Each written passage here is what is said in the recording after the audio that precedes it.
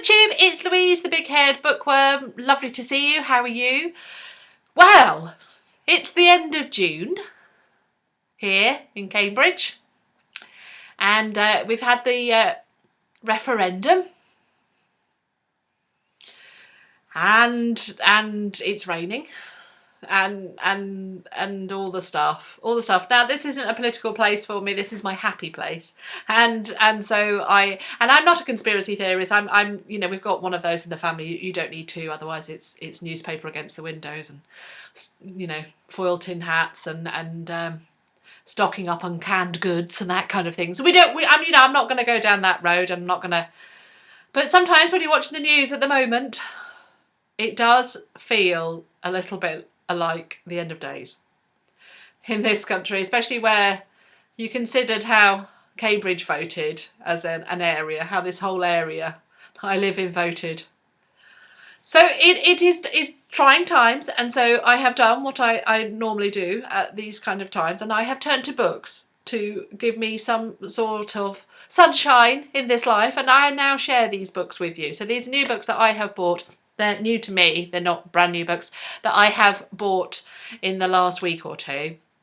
And I'm trying not to kind of turn to books in that kind of way, but I think it may be the only thing that we have. There could well be a sharp upturn that I am solely responsible. But no, there could be a sharp upturn of people turning to books because they are there to be beacons of light. But anyway, this isn't a political thing, so we won't go into that. Let's talk books. That's why we're here. BookTube. Let's talk books. This is the first one I got. I ordered this in. I got this from Amazon Marketplace, so I think it was £2.80, which was pretty reasonable. And this is Cinder Williams Chimer, The Demon King. This is book one in the Seven Realms trilogy, which I have seen on somebody's BookTube. I don't know who, to be honest. I had heard of this before. I've heard of this trilogy. I've heard of Cinder Williams Chimer. I don't think she's very well known in the UK. I haven't particularly known of her, nor do I see her books particularly talked about.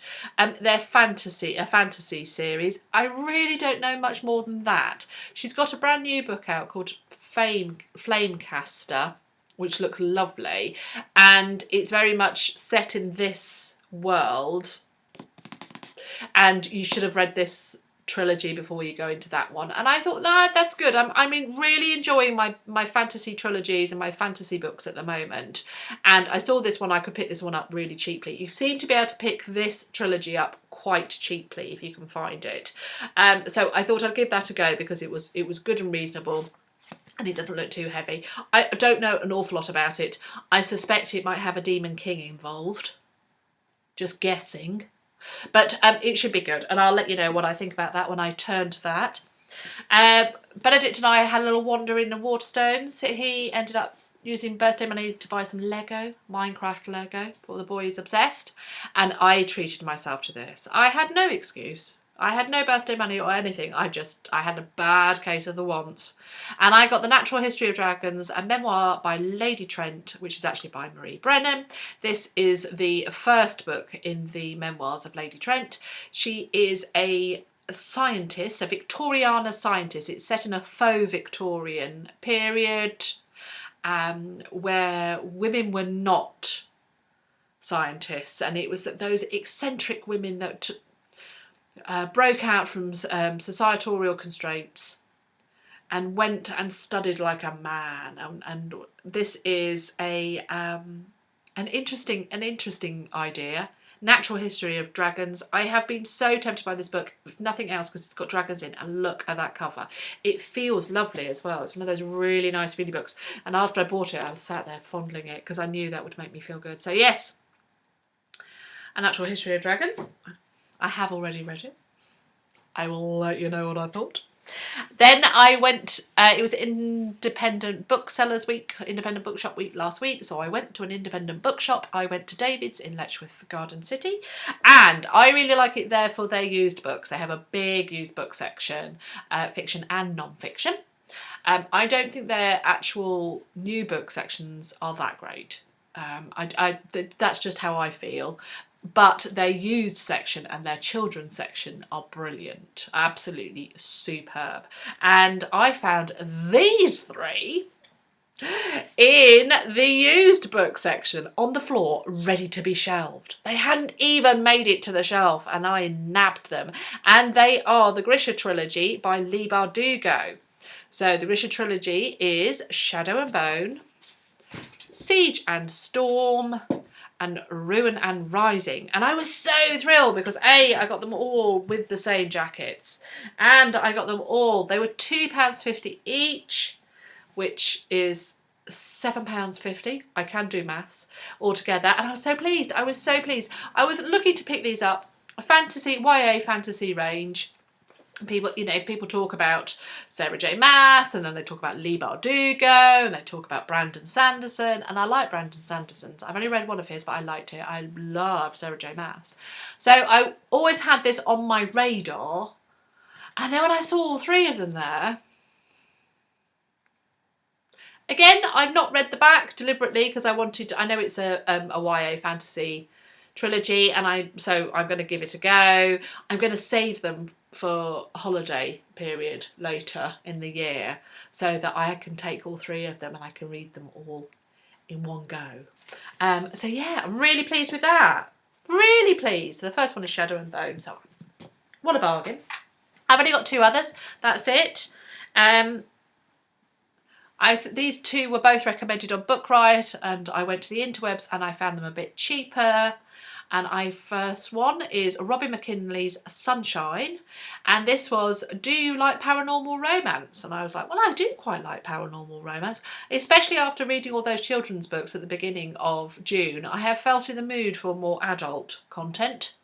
And I felt in the mood. I think it's sometimes when things seem so dire that you need a bit of light relief, and romance can make you feel a bit better. So I have gone for Robbie McKinley's Sunshine. This is set in a world where there are vampires and demons and all manner of nasty things, and it is a romance, and it says, there are places in the world where the darkness rules, where it's unwise to walk. But the lake had been quiet for years. She never heard them coming. Of course you don't, when they're vampires. Ooh, sounds good. And then the last one I picked up, I had never heard of Jacqueline Carey, and she has written quite a lot of books. I gather this is her first one. This is Cashel's Dart. And again, it's a book recommended by Bookriot. And it was great, actually, because it was one of those really specific recommendations. It's like, do you like paranormal sci-fi or fantasy with a dash of romance? And I thought, I like paranormal sci-fi or fantasy with a dash of romance. I thought that sounds great. So I thought this one sounds really interesting. I'm not that sure I like the cover, but it's a really interesting little edition as well. See how much smaller it is. So it is the American mass market. It's small but perfectly formed. This was used, feels brand new to me, absolutely untouched. It's 900 odd pages, but it's so sweet and small and very handy. Pop it in my handbag, I think. I'm going to be taking this around. Yes, it's a fantasy that is set where courtesans and sex workers are as accepted a part of society and are a big part of society. And angels had came down from the heavens many years ago, many generations ago, and they're with humans. And that it has led strains of angelic beings throughout, and some of those are part of the courtesans. And this is about political intrigue and within that society. And Cashel's Dart is something that our heroine, Phaedra, who is a pureblood, and she has something in her eye, which is Cashel's Dart, which marks her as different, marks her as chosen, but not the way you might think. And I'm being deliberately vague because it's quite an adult plot line, and yes, I think it's quite good if you go into it not knowing much. If you know it's adult plot line and you know it's set round courtesans and their business and she has a talent within that business. And I don't know an awful lot more than that. Yes, it sounds really fascinating. It could be either fabulous or it could be scary. I don't know. I don't know which way it's going to go yet. I have started reading it. I'm only like, and already it is adult themed, although she's only 8 and so it's not that adult themed at the moment, but I can tell it could scare me or it could be fabulous, so I don't know. So we'll have to see. Shall Start by Jacqueline Carey. Exciting times. Turn to books, people. That's what we need to do. And there we go. That's it, BookTube. Those are my little books that I have got at the moment to show you at the end of June. So yes, let's hope the news gets better and that we have a better month, hey? June's been rough. June has been rough for everybody. Let's hope. Let's all hold hands, BookTube, and pray for some good times. And I might go and stock up on some canned goods. Lovely to see you. Bye.